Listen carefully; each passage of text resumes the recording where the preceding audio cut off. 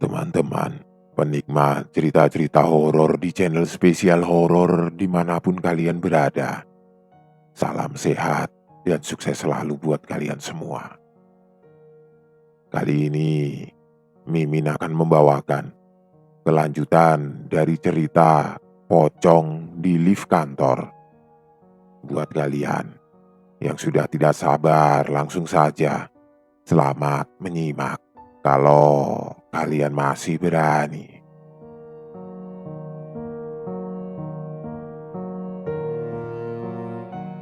Keesokan harinya, dengan sisa kewarasan yang tersisa dan wajah yang pucat pasi tanpa riasan, Hanum nekat melangkah masuk ke dalam ruang kerja direktur utama pengelola gedung. Seorang pria parubaya bertubuh tambun bernama Pak Hirman. Tanpa permisi, Hanum meletakkan ponselnya di atas meja kerja kayu jati sang direktur, menampilkan rekaman video CCTV yang berhasil ia minta diam-diam dari Pak Joko pagi tadi. Pak Hirman tidak menunjukkan riak keterkejutan sedikit pun di wajahnya setelah menyaksikan video penampakan pocong merayap tersebut. Pria tua itu hanya menghela nafas panjang, lalu membuka sebuah laci besi rahasia di bawah mejanya, mengeluarkan sebuah map tua berwarna kuning kusam yang telah robek di beberapa sudutnya. Di dalam map itu terdapat lembaran foto-foto dokumentasi hitam putih dari tragedi kebakaran gedung 20 tahun silam. Fasad bangunan yang hangus hitam, puing-puing beton yang runtuh, dan barisan kantong jenazah yang berjejer di pelataran parkir. Semua korban jiwa dalam kebakaran malam itu berhasil dievakuasi dan diidentifikasi oleh tim forensik, kecuali satu orang, kata Pak Hirman dengan nada suara datar tanpa emosi. Seorang petugas kebersihan malam bernama Amin. Tubuhnya hancur menjadi abu di dalam lorong lift nomor 3, terjebak di ruang hampa di antara lantai 12 dan 14, yang sekarang kita sebut lantai 13. Jasadnya tidak pernah bisa dikeluarkan karena strukturnya ditutup paksa demi hukum komersial. Hanum merasakan hawa dingin mulai merayap naik dari telapak kakinya. Jadi, lift nomor 3 itu dibangun tepat di atas kuburan massal jasad Amin yang hilang, Pak. Pak Hirman mengangguk pelan, sembari menyalakan cerutunya. Benar.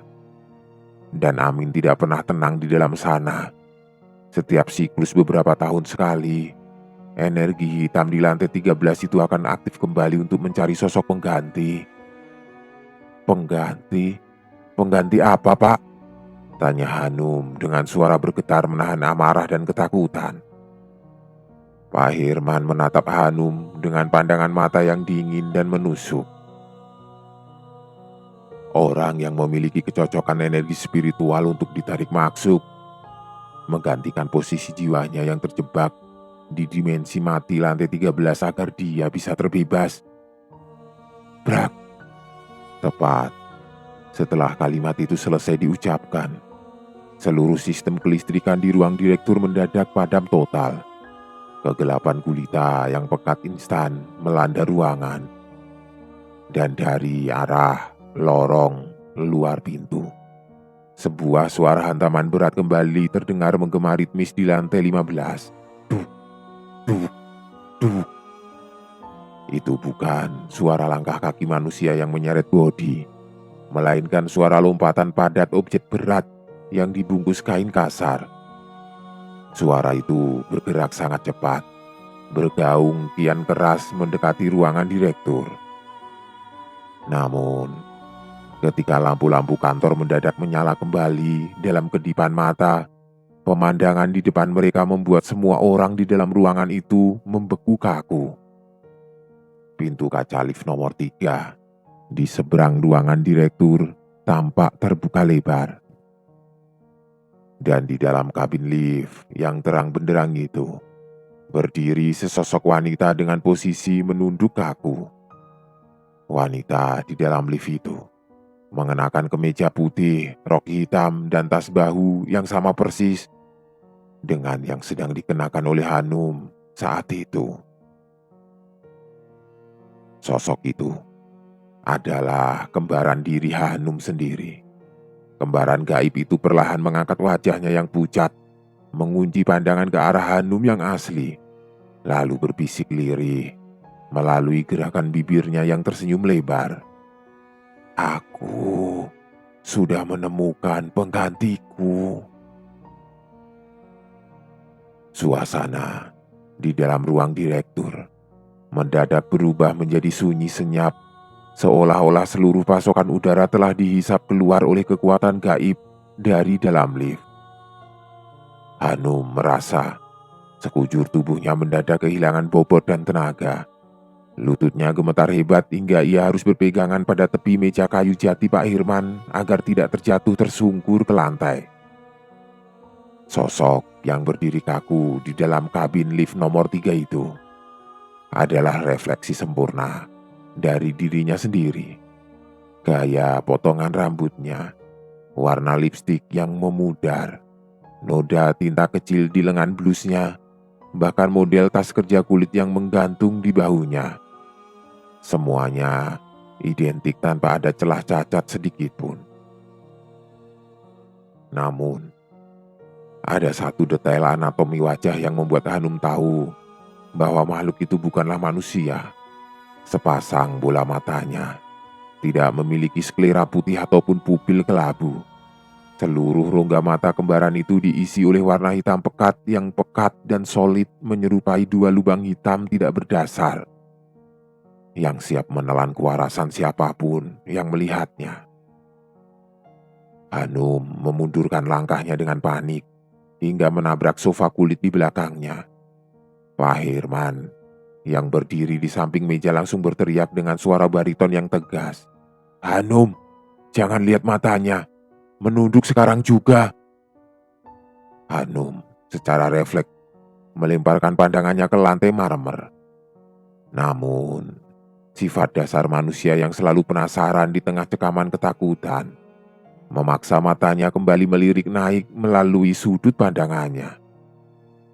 Dan pada detik itulah, sosok Hanum gaib di dalam lift itu mendadak merobek sudut bibirnya ke samping, membentuk seulas senyuman yang terlalu lebar, melengkung ekstrim hingga hampir menyentuh batas daun telinganya sendiri. Dan pintu lift besi nomor 3 itu menutup secara otomatis, memutus kontak visual mengerikan tersebut. Lampu indikator digital di atas pintu lift berkedip acak, menampilkan deretan angka biner yang tidak beraturan sebelum akhirnya padam total menjadi layar hitam yang mati. Pak Hirman merosot kembali ke kursi kerjaannya, mengusap wajahnya yang basah oleh keringat dingin dengan sapu tangan. Terornya sudah masuk ke fase kritis, Hanum. Makhluk dari lantai 13 itu, dia sudah mulai berhasil mengambil dan menduplikasi bentuk fisikmu secara sempurna. Maksud Bapak bagaimana? Apa yang akan terjadi pada saya? Tanya Hanum dengan suara yang pecah oleh tangisan ketakutan. Pak Hirman menatap Hanum dengan pandangan penuh rasa iba yang dingin.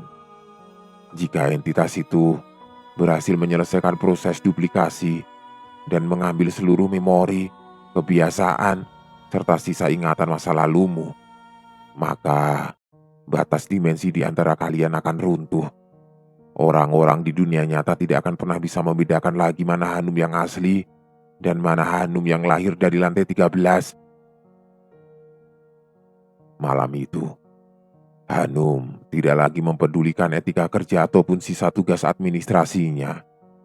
Begitu jam menunjukkan pukul 5 sore, ia langsung berlari meninggalkan gedung kantor jahanam itu, memesan taksi daring, dan mengunci diri di dalam apartemen kecilnya yang terletak di lantai 7, sebuah komplek hunian di pinggir kota, sejak pukul 9 malam.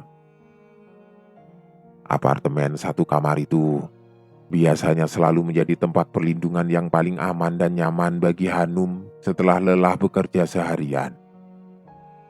Namun, Malam ini, atmosfer di dalam ruangan kerjanya terasa sangat asing dan ganjil. Sunyi yang melanda kamarnya terasa terlalu pekat, seolah-olah ruangan itu dihuni oleh kehampaan yang menekan gendang telinganya. Hanum meletakkan tasnya di atas meja konter dapur dengan tangan yang masih gemetar hebat. Demi menenangkan saraf-sarafnya yang tegang, ia berniat menyeduh secangkir teh kamomil hangat. Namun baru saja ia menyalakan kompor gas, indera pendengarannya mendadak menangkap sebaris suara dari arah koridor depan pintu masuk apartemennya. Tak, tak, tak. Itu adalah suara ketukan langkah sepatu hak tinggi di atas lantai ubin. Suara logam penopang hak yang beradu dengan keramik itu terdengar sangat ritmis dan tegas. Hanum seketika menghentikan aktivitasnya, mematikan kompor dan memutar tubuh dengan jantung yang kembali berdegup kencang. Ia tahu persis bahwa ia tinggal sendirian di apartemen ini. Dan malam ini, ia sudah melepas sepatu kerjanya di rak depan pintu. Hanum berjalan perlahan menuju ruang tengah, menatap sekeliling. Tidak ada siapa-siapa di sana. Tak, tak, tak. Suara langkah sepatu hak tinggi itu kembali terdengar. Kali ini posisinya telah berpindah. Terdengar jelas berasal dari balik pintu kamar tidurnya yang tertutup rapat. Langkah kaki itu bergerak lambat, berjalan mengitari ranjang tempat tidurnya di dalam sana. Hanum mencengkram sebuah pisau dapur kecil dengan telapak tangan yang basah oleh keringat dingin. Ia melangkah, mendekati pintu kamarnya, mengulurkan tangan kiri yang gemetar untuk meraih gagang pintu kuningan tersebut. Suara langkah kaki di dalam kamar mendadak berhenti total, tepat ketika jemari Hanum menyentuh besi gagang pintu. Krek.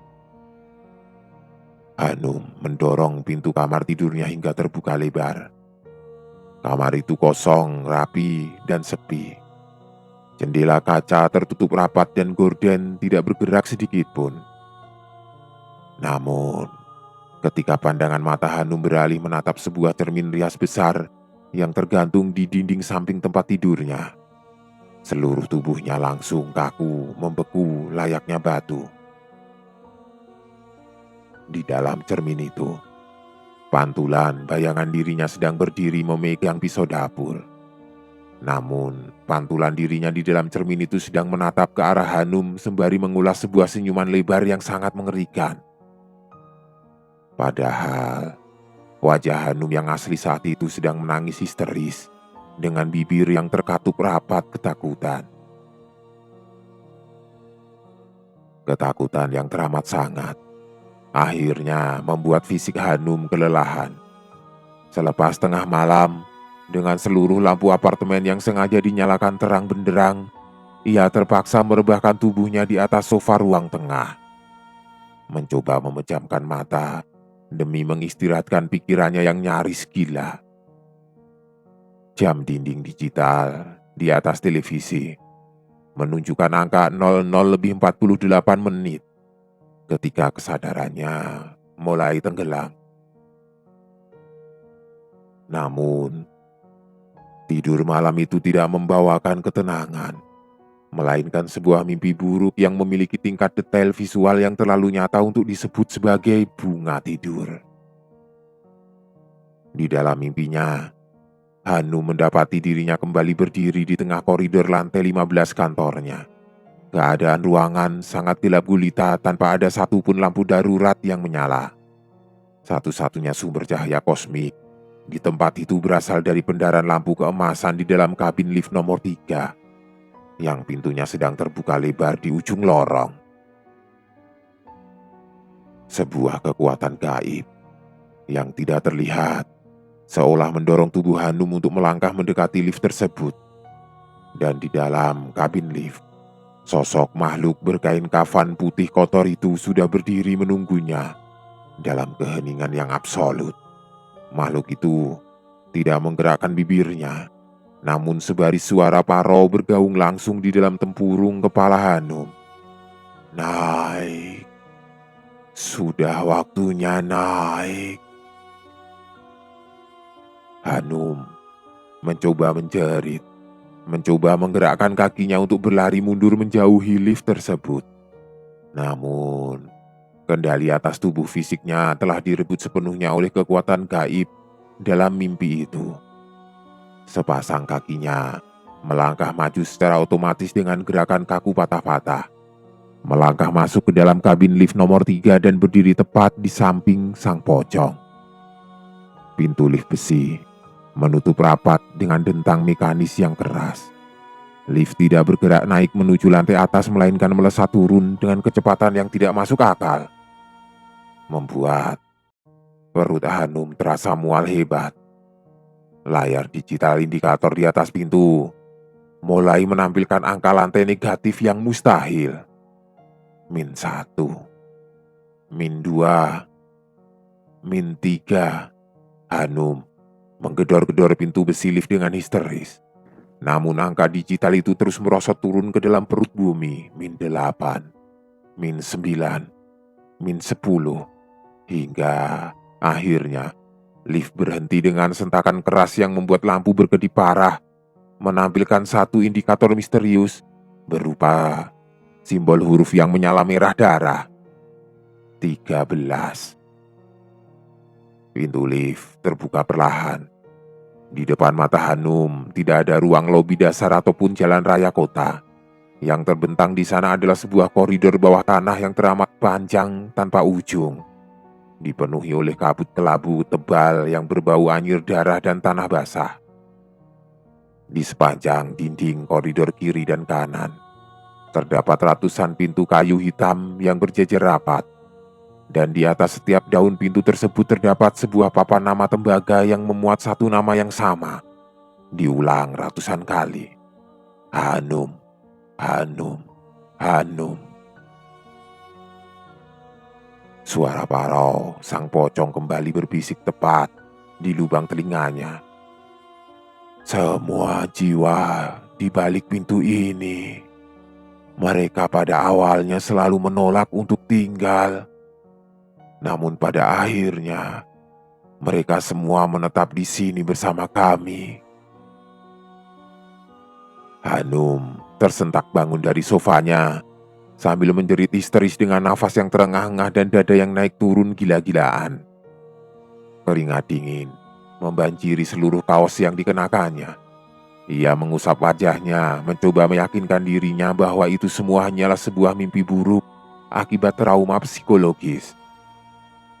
Namun, ketika sepasang kakinya melangkah turun dari sofa menuju lantai keramik apartemennya, ia merasakan ada sesuatu yang mengganjal di telapak kakinya. Saat ia melihat ke bawah, kedua telapak kaki telanjangnya telah dipenuhi oleh lumatan tanah merah kuburan yang masih basah dan segar, meninggalkan jejak-jejak kaki kotor di atas lantai keramik apartemennya yang bersih. Keesokan paginya, dengan sisa-sisa tekad untuk mempertahankan jiwanya dari kegilaan, Hanum kembali mendatangi gedung kantornya. Ia tidak pergi ke meja kerjanya di lantai 15, melainkan langsung menuju ruang keamanan di lantai dasar untuk menemui Pak Joko. Satpam senior itu tampaknya sudah menduga kedatangan Hanum. Wajahnya yang layu mengisyaratkan bahwa ia juga tidak bisa tidur semalaman. Tanpa banyak bicara, Pak Joko mengunci pintu ruang keamanan dari dalam, lalu menarik sebuah kotak penyimpanan besi tua dari bawah meja kerjanya. Dari dalam kotak itu, ia mengeluarkan sebuah album foto bersampul kulit hitam yang telah berjamur dan berbau apek. Ini adalah dokumentasi internal yang sengaja disembunyikan oleh pihak manajemen gedung dari tim penyidik kepolisian selama 2 dekade terakhir, kata Pak Joko dengan suara rendah sembari membuka halaman pertama album tersebut. Ini adalah foto-foto resmi milik para pegawai dan staf gedung yang dilaporkan hilang misterius setelah kedapatan menaiki lift nomor 3. Hanum menggeser duduknya mendekat, membalik halaman album foto itu satu persatu dengan jemari yang dingin. Foto seorang staf IT muda, seorang resepsionis lantai dasar, seorang manajer keuangan wanita, hingga petugas kebersihan gedung. Jumlah foto di dalam album itu genap 11 lembar foto manusia.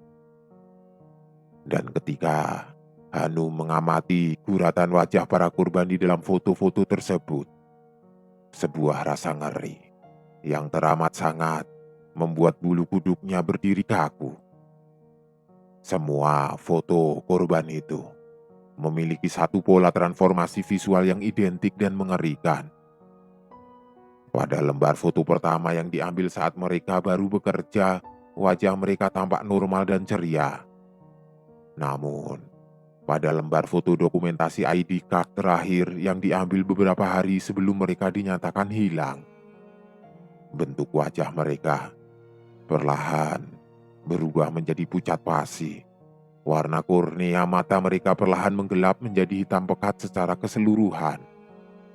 Dan bibir mereka mengulas seulas senyuman lebar ganjil yang tidak simetris.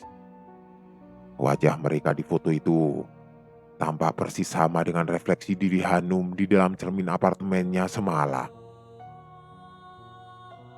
Pak Joko melipat kedua tangannya di atas meja menatap Hanum dengan pandangan mata yang dipenuhi kecemasan mendalam. Berdasarkan catatan saksi hidup dari kasus-kasus terdahulu, setiap manusia yang telah ditandai oleh entitas lantai 13 akan selalu melewati 3 tahap transformasi spiritual sebelum akhirnya tubuh mereka lenyap dari dunia nyata. Hanum menahan nafasnya menyimak dengan seksama. Tahap pertama, mereka akan mulai sering melihat penampakan sosok pocong Amin di dalam kabin lift nomor 3. Tahap kedua, frekuensi penampakan akan meningkat, di mana mereka akan mulai melihat refleksi kembaran diri mereka sendiri gaib di berbagai tempat cermin. Dan tahap ketiga adalah fase paling mematikan, di mana otak dan kesadaran korban akan mulai kehilangan kemampuan untuk membedakan mana realitas dunia nyata dan mana ilusi dimensi mati lantai 13. Jelas Pak Joko, dengan bibir yang sedikit bergetar. Wajah Hanum seketika berubah menjadi seputih kertas semen. Seluruh tubuhnya mendadak lemas tidak bertenaga.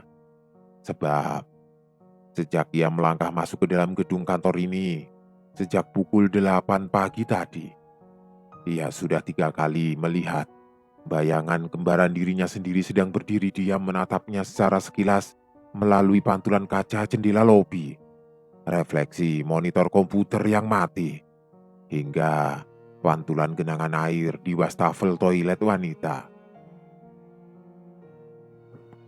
Sore itu, tepat ketika jarum jam kantor menunjukkan pukul 5 sore, Hanum langsung menyambar tas kerjanya tanpa menyelesaikan satupun baris dokumen administrasi yang tersisa. Ia bertekad untuk segera melangkah keluar dari area gedung kutukan ini sebelum malam tiba. Namun, tepat ketika langkah kakinya baru saja mencapai koridor depan pintu lift, ponsel genggam di dalam saku blusnya mendadak bergetar hebat, diiringi nada dering yang melengking nyaring. Hanum tersentak, menghentikan langkahnya dengan jantung yang berdegup kencang. Ia merogoh sakunya, mengeluarkan ponsel tersebut dan menatap layar sentuhnya. Layar ponsel itu menampilkan sebuah baris panggilan masuk dari nomor telepon internal kantor yang aneh, terdiri dari rangkaian digit angka biner acak yang tidak dikenal. Dengan telapak tangan yang gemetar, Hanum menggeser tombol hijau itu ke atas lalu menempelkan ponsel itu di lubang telinganya. "Halo? Ini siapa?" tanya Hanum dengan nada suara yang bergetar menahan kepanikan. Tidak ada jawaban verbal yang langsung terdengar dari seberang saluran. Sambungan telepon itu hanya mengeluarkan suara statis berisik yang menyakitkan gendang telinga. Krrrt, krrrt, diselingi oleh suara hembusan nafas Paro berat yang basah. Hingga akhirnya sebuah suara wanita mendadak berbicara dari seberang panggilan telepon. Suara itu terdengar sangat pelan, bergetar mendayu-dayu ganjil, namun memiliki warna vokal yang teramat sangat identik dengan jenis vokal milik Hanum sendiri. "Hanum, kenapa kamu terburu-buru ingin pulang? Kamu telah melupakan sesuatu di atas meja kerjamu," kata suara di telepon itu. Hanum merasakan seluruh aliran darah di tubuhnya mendadak sedingin es yang membeku. Air mata ketakutan mulai mengalir membasahi pipinya yang pucat. "Kamu siapa? Jangan ganggu saya lagi," jerit Hanum histeris di tengah koridor lift yang mulai sepi. "Aku adalah Hanum. Aku adalah kamu. Dan kamu adalah aku. Lihatlah ke arah layar ponselmu sekarang juga," jawab suara itu lagi. Sebelum akhirnya sambungan telepon terputus secara sepihak dengan suara klik statis yang tajam. Hanum perlahan menurunkan ponsel dari telinganya, menatap layar sentuh digital tersebut dengan pandangan mata yang membelalak horor. Baris nama kontak panggilan yang baru saja terputus itu perlahan berubah. Huruf demi huruf bergeser membentuk sebuah untaian teks kalimat merah darah yang menyala di tengah kegelapan layar. Lantai 13. Bersamaan dengan matinya layar ponsel Hanum, pintu besi lift nomor 3 yang terletak tepat di ujung kiri koridor mendadak bergeser terbuka lebar secara otomatis dengan sendirinya, memuntahkan segumpal hawa sedingin es yang pekat ke udara. Lampu neon di dalam kabin lift itu berkedip-kedip parah, melemparkan pendaran cahaya kuning redup yang ganjil. Dan ketika Hanum memberanikan diri melirik ke dalam kabin lift tersebut, isi di dalam kabin itu membuat dadanya terasa sesak luar biasa, hingga ia hampir kehilangan kesadaran. Di dalam kabin lift yang kosong itu, kini telah tertata rapi sebuah kursi kerja kantor beroda, sebuah tas kulit hitam, sebuah tumbler minum berbahan aluminium, hingga sebuah kartu identitas pegawai ID card berkain tali merah yang tergeletak di atas lantai besi lift. Semua barang-barang itu adalah properti pribadi milik Hanum yang asli, yang ia tahu persis saat ini seharusnya masih tertinggal di atas meja kubikel kerjanya. Seolah-olah ada seseorang yang tidak kasat mata sudah lebih dulu mengemasi seluruh ruang hidupnya ke dalam lift jahanam tersebut. Dari dalam kegelapan lubang ventilasi atas lift nomor 3, suara bisikan ganda yang parau dan basah kembali terdengar menggema perlahan, meluncur membanjiri indera pendengaran. "Cepat, masuklah ke dalam, Hanum.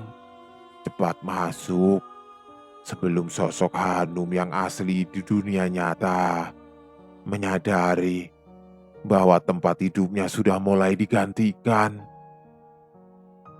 Hanum tidak melangkah masuk ke dalam kabin lift nomor 3 jahanam itu. Dengan sisa-sisa kekuatan ego manusianya, ia memutar tubuhnya menjauh, berlari kencang, menerjang pintu besi tangga darurat di ujung koridor. Brak! Ia menghantam pintu tersebut hingga terbuka lebar, lalu melesat menuruni anak-anak tangga beton dengan langkah kaki yang panik dan tidak beraturan.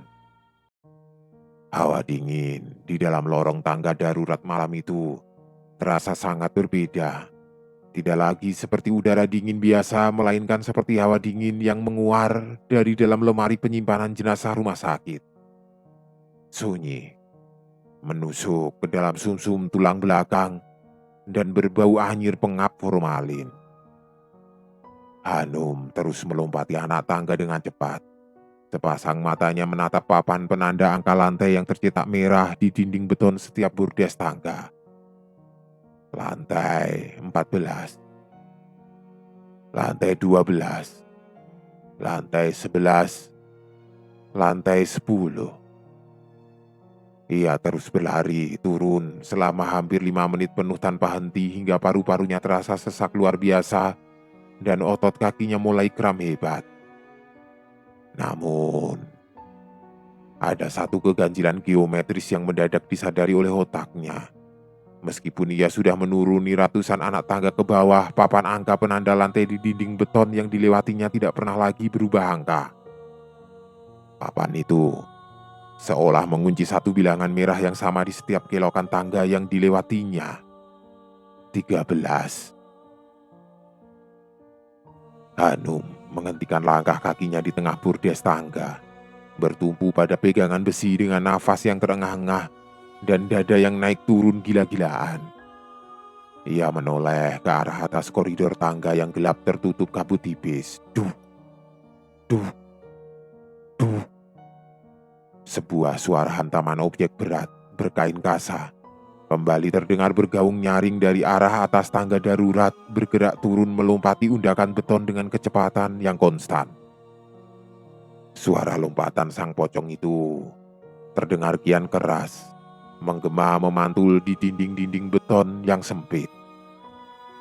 Ketakutan massal kembali memicu adrenalin di tubuh Hanum. Ia kembali memaksakan kakinya berlari turun menembus kepungan kabut kelabu yang kian pekat.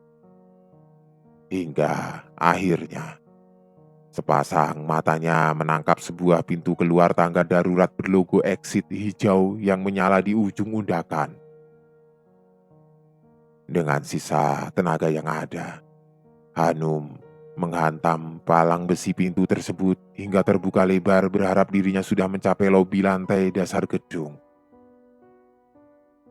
Namun, begitu tubuhnya melangkah keluar melintasi pintu, langkah kaki Hanum mendadak terkunci kaku dengan pandangan mata yang membelalak horor. Di depannya, tidak ada meja resepsionis Pak Joko ataupun pintu kaca keluar gedung. Yang terbentang di sana adalah deretan kubikel kerja administrasi yang gelap, papan tulis putih yang dipenuhi coretan angka keuangan, dan deretan jendela kaca besar yang menampilkan pemandangan langit malam kota berhujan deras. Ia kembali ke titik semula, ruang kerjanya sendiri di lantai 15. Labirin gaib gedung itu telah memutar balik posisinya tanpa ia sadari. Hanum merosot jatuh terduduk di atas lantai koridor kantor yang dingin, dengan tubuh yang lemas tidak bertenaga dan air mata yang mengalir deras membasahi wajahnya yang kotor.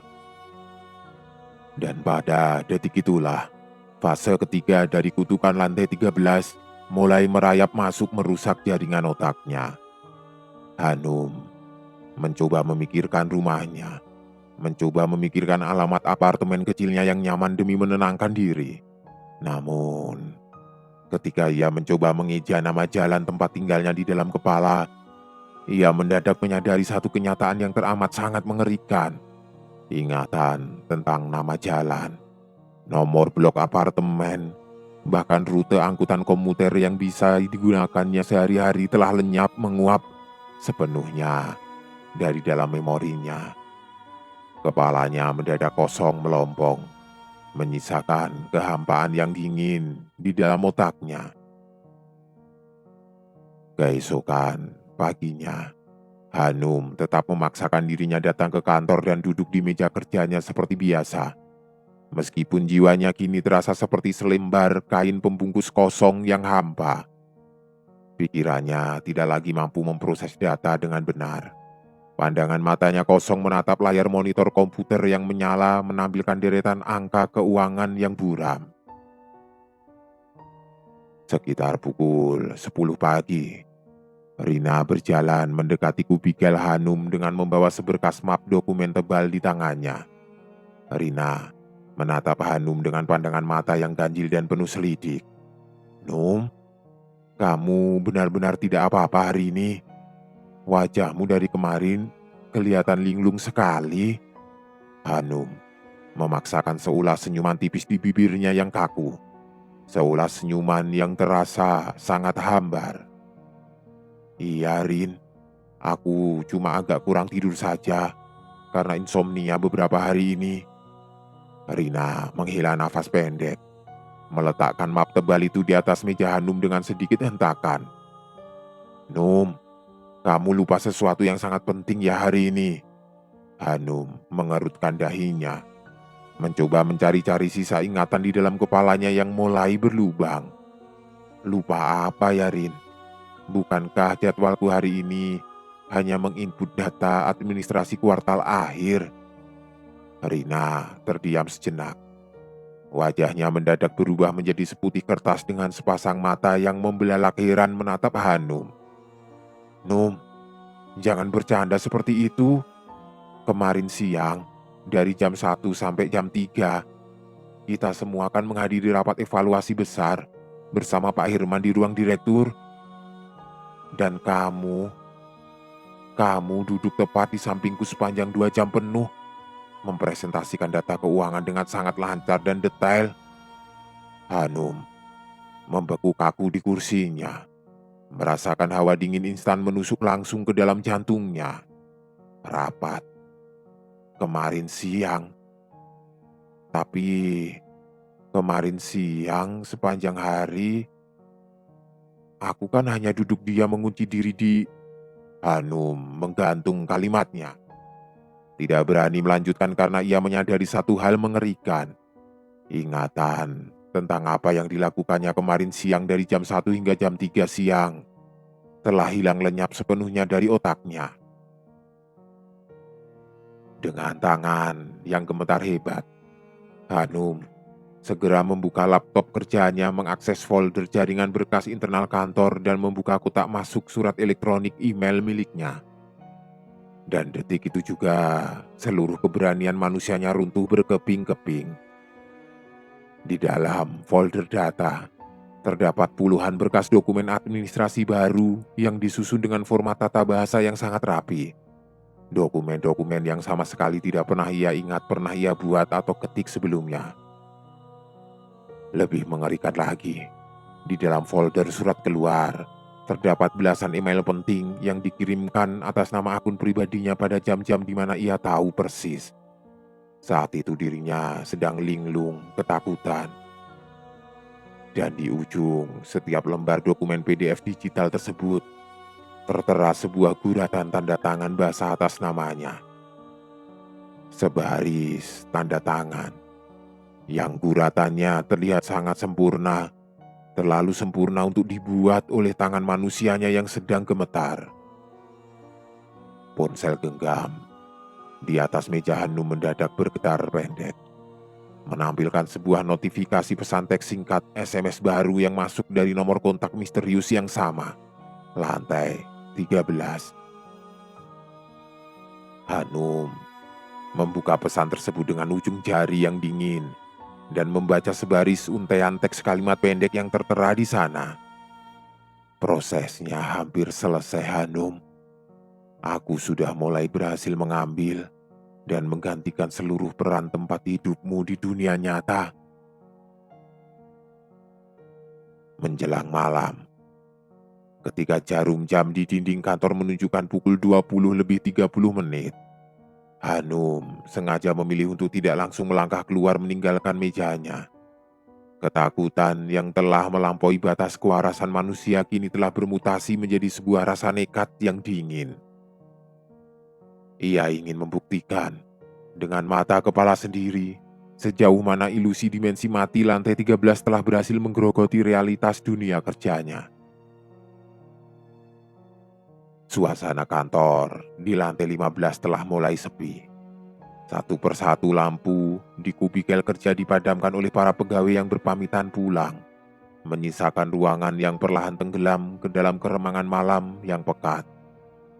Hanya ada binar lampu darurat hijau pucat yang melemparkan bayangan panjang di lantai karpet. Namun, ketika Hanum mengalihkan pandangan matanya menatap ke arah sayap kanan ruang kerja utama. Sebuah pemandangan ganjil mendadak membuat dadanya terasa sesak luar biasa. Di bawah temaram lampu koridor yang meredup, area kerja yang seharusnya sudah kosong melompong itu kini tampak dipenuhi oleh aktivitas kerja yang luar biasa padat. Puluhan orang pegawai tampak duduk rapi berjajar di setiap kursi kubikel mereka masing-masing. Mereka semua sedang menggerakkan jemari mereka dengan sangat cepat di atas papan ketik komputer. Anehnya, aktivitas kerja yang masif itu berlangsung dalam keheningan yang absolut dan total. Tidak ada suara helaan nafas manusia, tidak ada suara gesekan kertas, bahkan suara ketukan keyboard yang biasanya bising terdengar meluncur ganjil, bertransformasi menjadi suara ketukan halus yang teratur memantul ganjil di dinding-dinding sepi. Tak, tak, tak, tak. Dengan langkah kaki yang kaku dan jantung yang berdegup kencang, Hanum memberanikan diri melangkah mendekati deretan kubikel kerja misterius tersebut. Ia berhenti tepat di belakang punggung salah seorang pegawai pria yang sedang mengetik dengan posisi tubuh yang menunduk kaku patah ke depan. "Permisi mas, ini kenapa semuanya belum pada pulang ya? Bukankah jam lembur kantor sudah lewat dari 2 jam yang lalu?" tanya Hanum dengan suara yang bergetar menahan kepanikan. Tidak ada satupun pegawai yang memberikan jawaban verbal ataupun menghentikan gerakan jemari mengetik mereka. Hanum melangkah maju 1 langkah lagi, mencondongkan tubuhnya untuk melihat wajah pegawai pria tersebut dari arah samping. Dan detik itu juga, sebuah pekikan horor tertahan di tenggorokan Hanum. Ia melangkah mundur dengan panik luar biasa. Pegawai pria itu dan seluruh puluhan pegawai lainnya yang sedang duduk mengetik di ruangan itu sama sekali tidak memiliki organ anatomi wajah manusia. Bagian depan kepala mereka mulus rata dilapisi oleh lapisan kulit pucat keabu-abuan, menyerupai lilin mati tanpa ada mata, hidung, ataupun mulut sedikit pun. Mereka tetap mengetik dengan kecepatan konstan, menatap layar monitor komputer masing-masing yang menyala terang memancarkan binar cahaya putih. Hanum melirik ke arah salah satu layar monitor komputer milik pegawai tanpa wajah tersebut. Layar monitor itu tidak menampilkan program data keuangan ataupun baris angka statistik, melainkan hanya menampilkan sebaris untaian teks kalimat tunggal berukuran besar yang ditulis berulang-ulang memenuhi seluruh tampilan layar. "Jangan biarkan dia mengambil tempatmu. Jangan biarkan dia mengambil tempatmu. Jangan biarkan dia mengambil tempatmu." Sebelum Hanum sempat memproses horor visual tersebut, seluruh puluhan kepala pegawai tanpa wajah di ruangan itu mendadak melakukan gerakan patah-patah secara serempak, memutar leher mereka sebesar 90 derajat ke samping, mengarahkan bagian wajah mulus rata mereka tepat ke arah tempat Hanum berdiri membeku. Dan dari dalam rongga dada mereka yang hampa, keluar sebaris suara desisan ganda yang menggema parau secara bersamaan. "Dia sudah berdiri sangat dekat di belakangmu, Hanum." Brak! Seluruh lampu neon dan sistem pencahayaan darurat di lantai 15 mendadak meledak mati secara serempak, melempar seluruh ruangan ke dalam kegelapan gulita yang absolut dan pekat layaknya liang kubur. Dengan telapak tangan yang gemetar hebat dan nafas yang memburu liar, Hanum buru-buru menyalakan fitur senter pada ponsel genggamnya.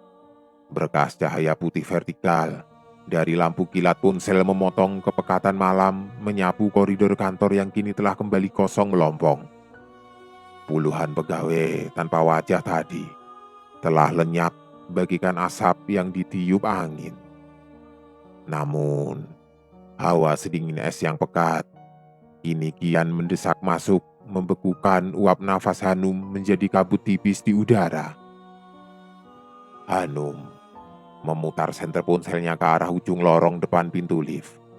Dan di sana, tepat di batas bayang-bayang jangkauan cahaya senter, sosok makhluk berkain kafan putih kotor itu telah kembali, berdiri tegak lurus, menantang kegelapan.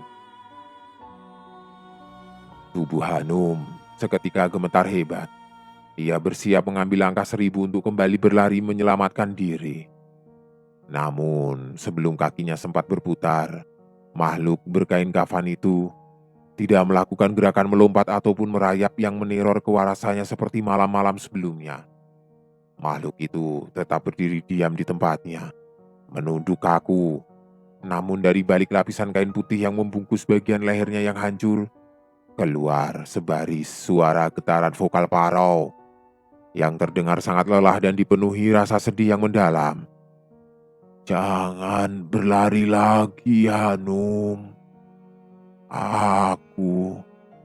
Aku tidak memiliki niat sedikit pun untuk merebut ataupun mengambil paksa sisa jiwa hidupmu," kata sosok pocong itu lamat-lamat. Hanum membeku di tempatnya. Cengkeraman tangannya pada ponsel kian mengencang. "Apa? Kebohongan apa lagi ini? Kamu sudah meneror hidupku dan menggerogoti ingatan kepalaku selama berhari-hari," jerit Hanum dengan suara yang pecah oleh tangisan histeris. Sosok makhluk berkain kafan itu terdiam sejenak dalam keheningan malam yang pekat, sebelum akhirnya kembali mengeluarkan suara rintihan parau berlapisnya yang dingin. Aku juga merupakan sosok korban yang tidak berdaya di dalam tempat kutukan ini, Hanum. Namaku adalah Amin."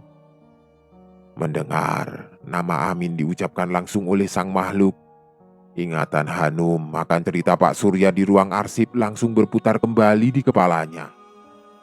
"Amin? Petugas kebersihan 20 tahun yang lalu?" tanya Hanum dengan suara yang mulai mengecil. "Benar, 20 tahun yang lalu. Saat tragedi api itu melumat habis seluruh ruangan lantai 13. Aku tewas terkunci di dalam kabin lift nomor 3 ini. Dalam kesendirian yang teramat sangat menyiksa akibat asap hitam pekat yang memenuhi paru-paruku. Pihak manajemen gedung kemudian dengan sengaja menyembunyikan sisa jasad hangusku di balik dinding semen tebal demi menyelamatkan nama baik bisnis mereka," rintih sang makhluk.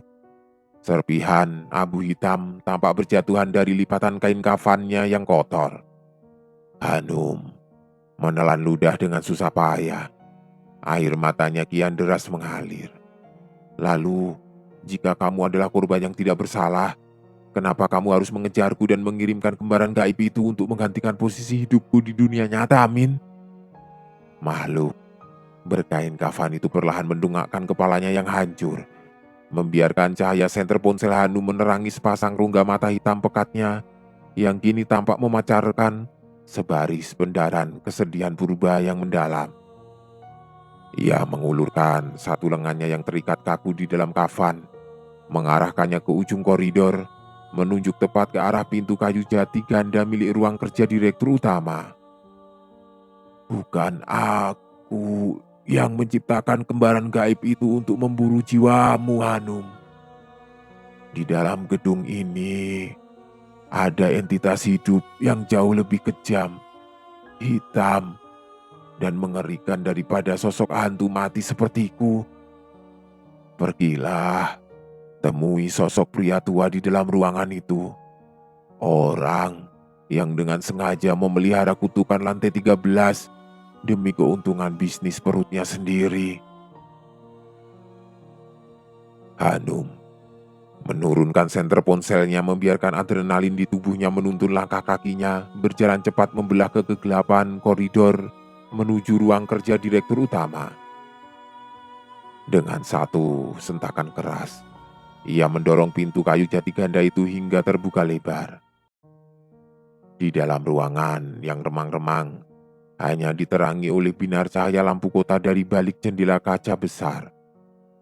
Pak Herman tampak sedang duduk tenang di kursi kebesarannya. Pria tambun itu sama sekali tidak terlihat terkejut melihat kedatangan Hanum yang berantakan. Ia justru mengulas seulas senyuman tipis yang hambar, seolah-olah ia memang sudah duduk menunggu kehadiran wanita itu sepanjang malam. Bapak telah membohongi saya dan seluruh pihak kepolisian selama 2 dekade ini, seru Hanum dengan suara yang bergetar hebat menahan amarah yang meluap-luap dari dalam dadanya. Lantai 13 itu sengaja ditutup dan disembunyikan bukan karena alasan mistis, melainkan karena Bapak sengaja menyembunyikan jasad Amin dan tumbal korban kebakaran lainnya di balik dinding semen. Pak Herman melepaskan cerutu dari bibirnya, mengembuskan asap abu-abu pekat ke udara dengan ekspresi yang teramat santai. Ia bangkit berdiri dari kursi kerjanya, berjalan perlahan mendekati sebuah lemari arsip besi besar yang terletak di sudut ruangan tersembunyi di balik gorden hitam. Sebenarnya, kata disembunyikan adalah sebuah pilihan diksi tata bahasa yang kurang tepat untuk menggambarkan kondisi lantai tersebut, Nona Hanum, kata Pak Herman, sembari memutar kunci kombinasi besi lemari tersebut dengan suara klik mekanis yang teratur. Lantai 13 itu, secara fisik dan metafisik, hingga detik ini, masih ada, aktif, dan beroperasi dengan sangat baik di dalam gedung ini. Pak Herman menarik pintu lemari besi besar itu hingga terbuka lebar.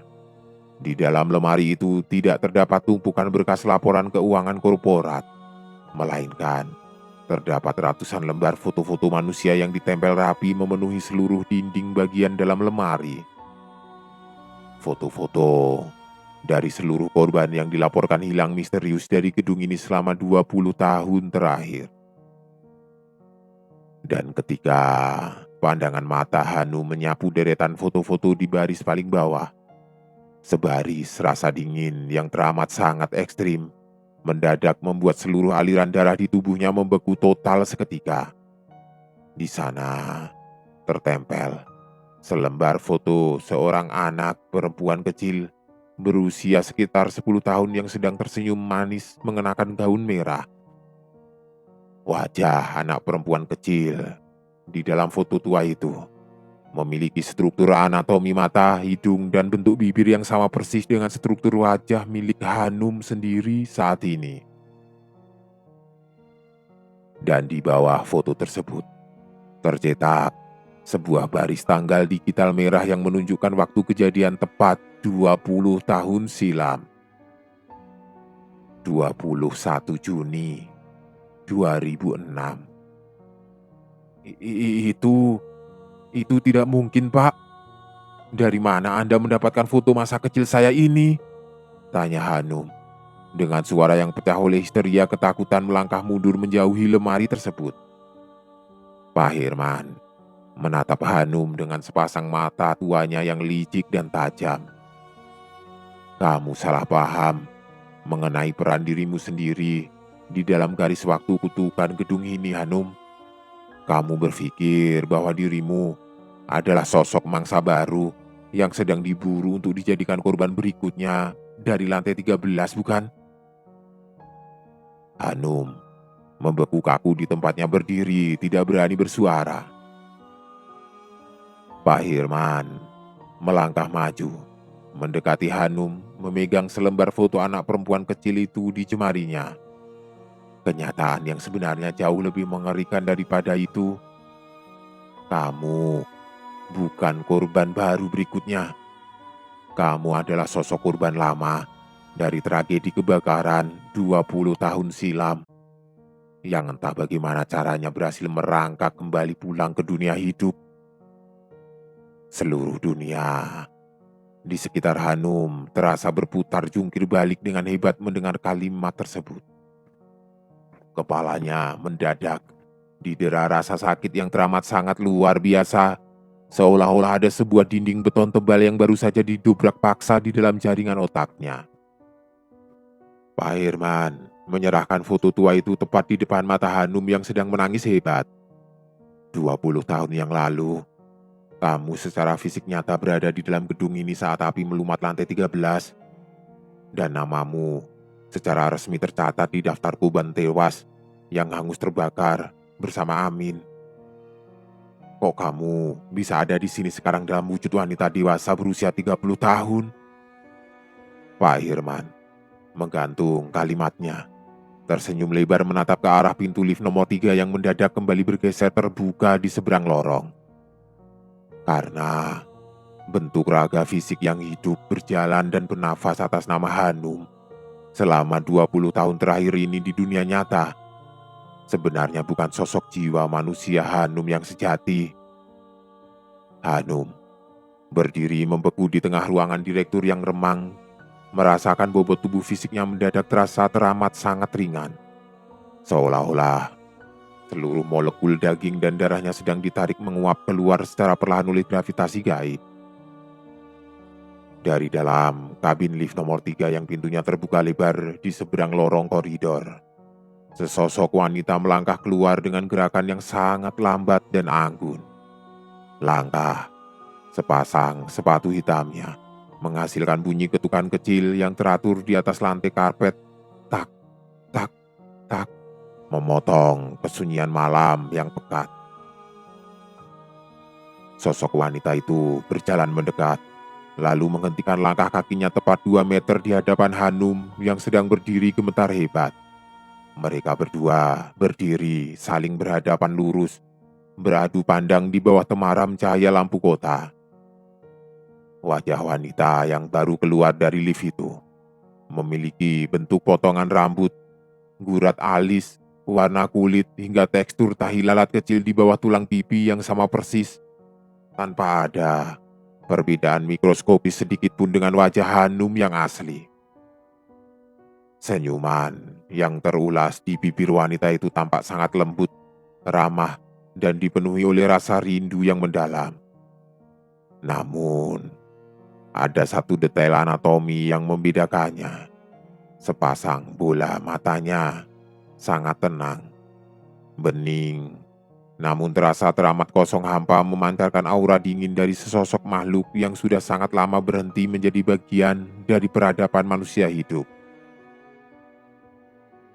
Hanum melangkah mundur dengan tubuh yang bergetar hebat, mencengkram dadanya yang terasa sesak luar biasa.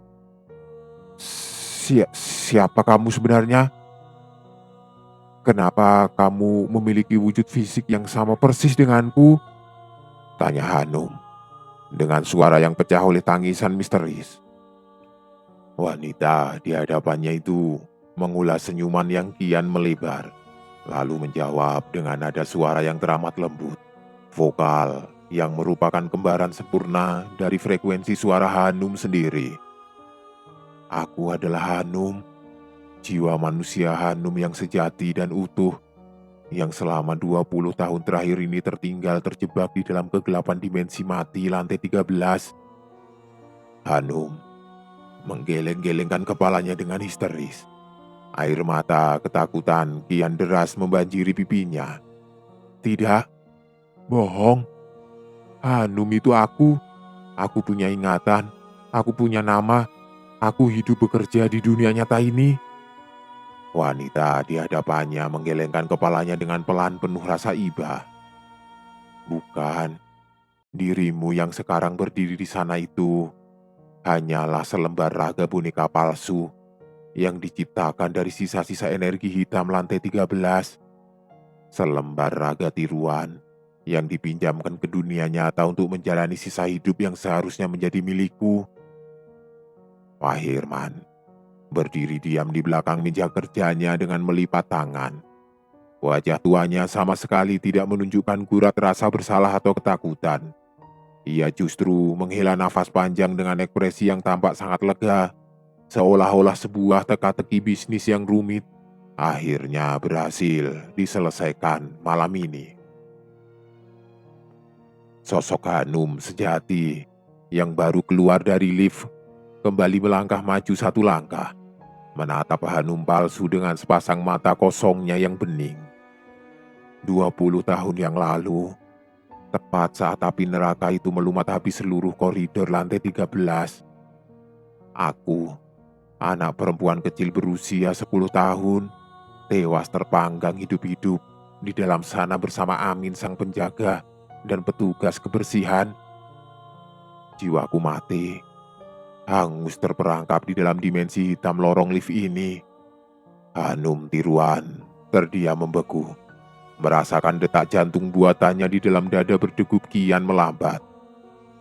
Ayah kita, pria malang itu, tidak pernah sanggup menerima kenyataan logis bahwa anak perempuan semata wayangnya telah tewas dengan cara yang teramat mengenaskan. Lanjut Hanum sejati dengan suara yang mendayu sedih. Dalam keputusasaan dan duka yang teramat sangat mendalam, ayah kita mendatangi gedung ini di tengah malam buta, melakukan sebuah ritual perjanjian terlarang bersama entitas hitam penghuni lorong lift nomor 3. Hawa dingin di dalam ruangan direktur mendadak anjlok drastis hingga mencapai titik beku yang menyakitkan kulit. Ayah memohon dengan sangat histeris agar diriku dikembalikan lagi ke dunia hidup dengan harga taruhan apapun. Dan entitas hitam lantai 13 mengabulkan permintaan gila tersebut. Mereka menciptakan dirimu, sebuah raga boneka tiruan yang diisi oleh sebagian sisa memori masa kecilku, lalu melemparmu keluar dari gedung ini agar ayah bisa kembali memeluk putrinya yang dewasa. Namun, hukum metafisika pesugihan tidak pernah bisa dikelabui, Hanum. Sebagian besar inti jiwa manusiamu yang sejati tetap tertinggal, terkunci di dalam kabin lift nomor 3 ini. Dan tepat ketika kalimat itu selesai diucapkan, sebuah ledakan energi spiritual mendadak menghantam tempurung kepala Hanum Tiruan dengan keras, meruntuhkan seluruh dinding amnesia yang selama ini mengunci masa lalunya. Hanum Tiruan jatuh berlutut di atas lantai karpet dengan kedua tangan yang mencengkram kepalanya yang terasa seakan siap pecah berkeping-keping. Di dalam ruang kesadarannya yang gelap, potongan-potongan memori visual masa lalu yang hilang mendadak bermunculan membanjiri pikirannya dengan tingkat detail yang teramat sangat nyata dan menyakitkan. Ia melihat kepulan asap hitam pekat yang tebal menggulung-gulung memenuhi udara. Ia melihat kobaran api merah raksasa yang menjilat-jilat liar menghancurkan dinding-dinding papan gitsum koridor. Suara jeritan histeris manusia, tangisan minta tolong, dan gemuruh runtuhnya beton bangunan menggema memekakkan telinga. Di dalam kilasan memori itu, ia melihat dirinya sendiri saat masih berupa seorang anak perempuan kecil berusia 10 tahun, sedang menangis histeris sembari terbatuk-batuk parah di sudut sebuah ruangan arsip lantai 13 yang terkunci rapat dari luar. Asap hitam pekat merayap masuk melalui celah bawah pintu, mencekik paru-paru kecilnya, hingga ia jatuh terkulai lemas di lantai dengan pandangan mata yang mulai kabur di ambang kematian. Brak! Pintu kayu yang terbakar itu mendadak didobrak paksa dari luar. Sesosok pria parubaya mengenakan seragam petugas kebersihan yang compang-camping menerobos masuk menembus kobaran api. Pria itu adalah Amin. Dengan wajah yang legam, dipenuhi jelaga hitam dan nafas yang terengah-engah, Amin langsung menyambar tubuh anak perempuan kecil itu ke dalam gendongan dekapannya yang erat. "Tenang, Dek. Pegang leher Paman erat-erat. Paman akan membawamu keluar dari neraka ini," seru Amin dengan suara paro yang lantang di tengah gemuruh api. Amin berlari kencang menerjang koridor yang runtuh menuju ke arah satu-satunya jalur evakuasi yang tersisa, lift nomor 3. Mereka berdua melompat masuk ke dalam kabin lift. Amin menekan tombol lobi dasar dengan putus asa. Pintu besi lift menutup rapat dan lift mulai bergerak turun membelah lorong vertikal bangunan. Namun, tragedi itu bergerak jauh lebih cepat daripada mekanis lift. Tepat ketika kabin besi itu berada di ruang hampa di antara lantai 12 dan 14, ledakan pipa gas besar di dinding luar memutus total seluruh kabel baja pengikat lift. Brak! Kabin lift itu terhenti mendadak dengan guncangan ekstrim. Sistem darurat mengunci pintunya secara permanen, sementara gumpalan asap hitam pekat dan kobaran api dari celah lorong vertikal mulai masuk, membanjiri kabin besi yang sempit tersebut melalui lubang ventilasi atas. Di dalam memori itu, Hanum melihat dirinya sendiri, kecil, dan Amin mati bersama-sama dalam hitungan menit akibat kehabisan oksigen di dalam kubus besi lift nomor 3 yang berubah menjadi peti mati pembakaran besi yang membara. Kilasan memori bergeser kembali secara ekstrim. Hanum kini melihat sosok ayahnya, seorang pria tua kurus dengan mata yang bengkak penuh air mata duka, sedang duduk bersimpuh di tengah lobi gedung yang gelap pada malam hari pasca kebakaran. Di hadapan sang ayah, berdiri sesosok makhluk hitam besar tidak berwajah yang keluar dari dalam celah pintu lift nomor 3 yang rusak. Orang tua malang itu menyerahkan sebutir darah dari ujung jarinya ke atas lantai besi lift sembari meratap histeris. Aku tidak peduli jika dia bukan manusia utuh. Aku tidak peduli dengan harga apapun yang harus kubayar di masa depan. Tolong, kembalikan putri kecilku Hanum agar bisa kembali tumbuh dewasa di sisiku. Dan dari dalam cairan darah yang menyerap ke lantai besi lift tersebut, sebuah gumpalan energi hitam pekat merayap naik, membentuk sebuah raga fisik baru. Seorang anak perempuan dewasa. Raga tiruan yang saat ini menjelma menjadi sosok Hanum palsu yang sedang menangis hebat berlutut di lantai ruang direktur. Suara bel mekanis lift nomor 3 kembali berdentang dengan nada getaran yang teramat sangat nyaring, memutus seluruh rentetan kilasan memori di kepala Hanum tiruan. Pintu besi lift di seberang lorong koridor bergeser terbuka untuk ketiga kalinya malam itu. Namun, isi di dalam kabin lift nomor 3 kali ini sama sekali tidak menampilkan dinding cermin ataupun ruang kubus besi yang sempit. Dimensi di dalam lift itu telah berubah total. Yang terbentang di balik pintu besi itu adalah sebuah koridor labirin vertikal yang teramat sangat panjang tanpa ujung, dipenuhi oleh kepungan kabut kelabu pekat yang berbau anyir tanah basah dan abu hangus kebakaran. Itulah gerbang dimensi mati lantai 13 yang sejati.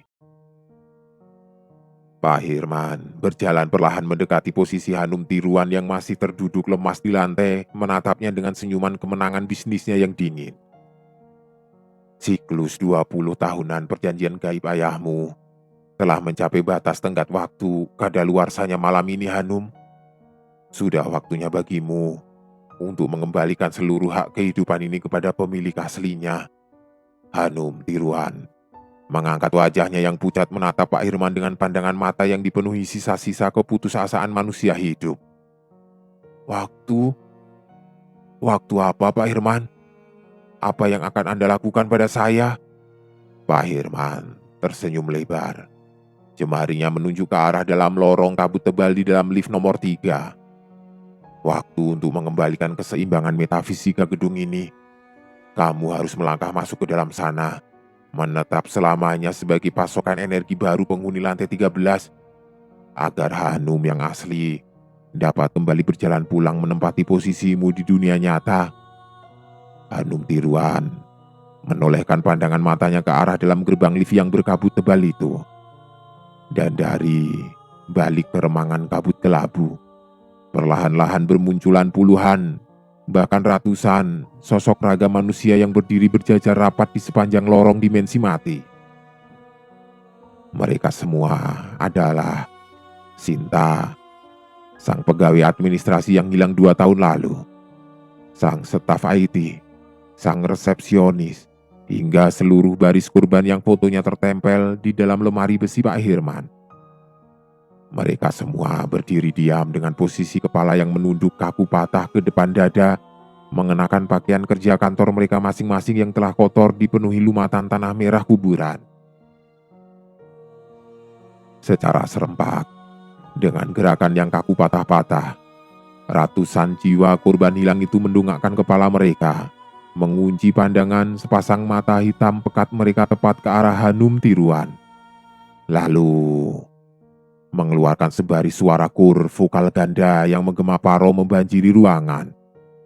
Pulanglah. Masuklah ke dalam sini bersama kami, Hanum. Pulanglah. Waktu hidup pinjamanmu di dunia nyata sudah habis. Pulanglah.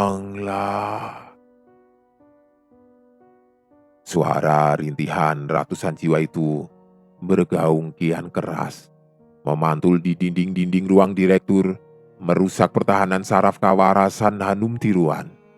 Air mata buatannya mengalir kian deras membasahi pipinya.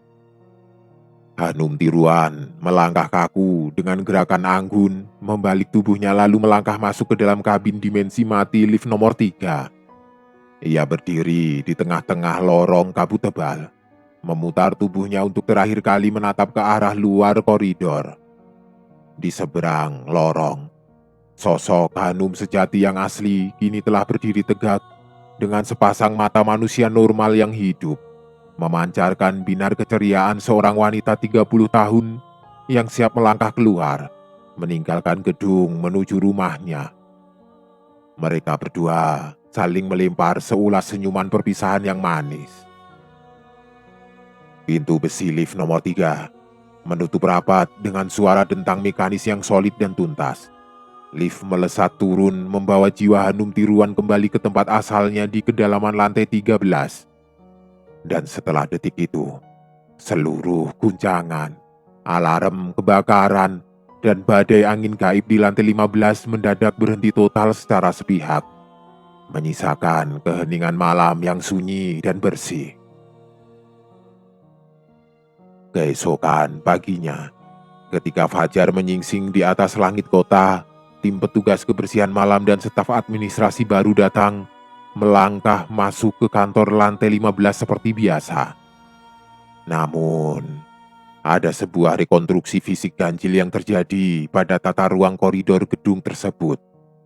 Di sudut paling ujung kiri lobi lantai 15, keberadaan pintu besi lift nomor 3 telah hilang, lenyap sepenuhnya tanpa bekas. Area yang tadinya menjadi tempat pintu lift itu berada kini telah berubah wujud menjadi permukaan dinding semen padat berlapis cat abu-abu yang rata. Seolah-olah di titik koordinat tersebut tidak pernah ada struktur lift mekanis yang dibangun sejak 2 dekade lalu. Direktur utama Pak Hirman dilaporkan menghilang secara misterius dari ruang kerjanya sejak malam itu, dan tidak pernah ditemukan lagi keberadaannya oleh pihak kepolisian hingga bertahun-tahun kemudian. Lebih ganjil lagi, seluruh berkas data administrasi, arsip kepegawaian, dokumen kontrak, hingga lembar slip gaji atas nama pegawai Hanum secara ajaib ikut hilang lenyap tanpa menyisakan satu lembar salinan berkas pun di dalam folder digital maupun lemari arsip kantor. Tidak ada seorang pun pegawai tua maupun baru di lantai 15 yang pernah mendengar, mengingat, ataupun mengenal sosok wanita bernama Hanum bekerja di kubikel administrasi mereka. Seolah-olah eksistensi wanita bernama Hanum itu tidak pernah benar-benar terlahir dan bekerja di dunia nyata tersebut. Tetapi, setiap kali jam dinding kantor menunjukkan angka tepat pukul 20:13 di tengah malam yang sepi, lensa kamera pengawas CCTV tersembunyi yang terpasang di langit-langit lorong koridor lantai 15 selalu merekam sebuah fenomena anomali visual yang sama secara berulang-ulang. Di dalam layar monitor ruang keamanan bawah tanah yang diawasi oleh Pak Joko, Kamera akan menangkap siluet bayangan seorang wanita muda mengenakan blazer kerja berjalan lambat membelah keremangan koridor, melangkah lurus menuju ke arah dinding semen kosong yang dulu menjadi tempat berdirinya lift nomor 3. Siluet wanita itu akan menghentikan langkah kakinya tepat di depan dinding semen tebal tersebut, memutar tubuhnya menghadap lurus tepat ke arah lensa kamera CCTV, mengulas seulas senyuman manis yang teramat lebar di wajah pucatnya, lalu menghilang, menguap menjadi kabut tipis dalam kedipan mata. Dan tepat 2 detik sebelum sistem digital kamera pengawas tersebut mendadak mati mengalami gangguan statis parah, speaker audio ruang monitor akan selalu mengeluarkan sebaris gelombang suara bisikan vokal wanita parau yang sama ganjil menggema di keheningan malam. Jangan pernah sekali-kali kamu memaksakan diri menumpangi sebuah pintu lift yang terlalu sering terbuka menunggumu di tengah malam yang sepi. Sebab mungkin bukan dirimu yang sedang melangkah pulang menuju ke rumah, melainkan ada sesuatu yang mati dari masa lalu yang sedang menunggumu di dalam sana untuk menggantikan posisimu pulang.